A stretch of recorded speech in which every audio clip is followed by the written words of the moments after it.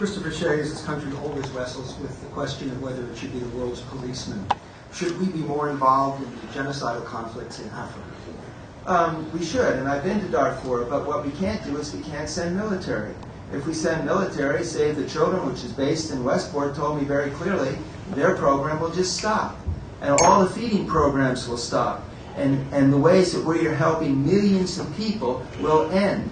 What we have to do is we have to continue to encourage the UN, continue to encourage Africa, to fund them, to make sure that they have the resources necessary.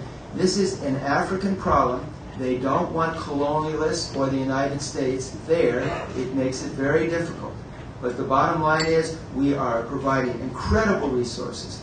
We are feeding a lot of people. We continue to put pressure on the African nations. But it's very clear.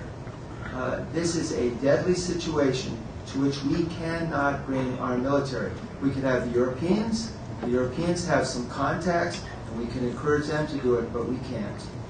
Jim Hines? I would have two tests in Washington to determine whether we should intervene with force. One is it in our interest to do so? And two is it the right thing to do? I think those are pretty good guidelines. Now, sometimes, for example, in Rwanda, it being the right thing to do might overwhelm the first test. I think many people looking back on the terrible genocide in Rwanda and the people killed would say maybe we could have been more activists, maybe our military could have done something. But the fact is now, where we are today, we are not in a position to do this, logistically or frankly, from the standpoint of credibility. Our credibility has been so damaged abroad as a result of acting essentially unilaterally in Iraq and doing things and being in the world's mind, the country that brought Guantanamo to the world, or Abu Ghraib. We are so delegitimized as a force for good in the world that we must change that now. By getting it right in Afghanistan, by getting back to our international treaty commitments, just about every one of which the Bush administration has thrown away.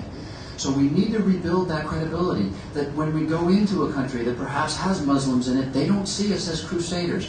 They see us as the kind of force for good that caused Guatemalan peasants to put pictures of John F. Kennedy on the sides of their huts in the 1970s.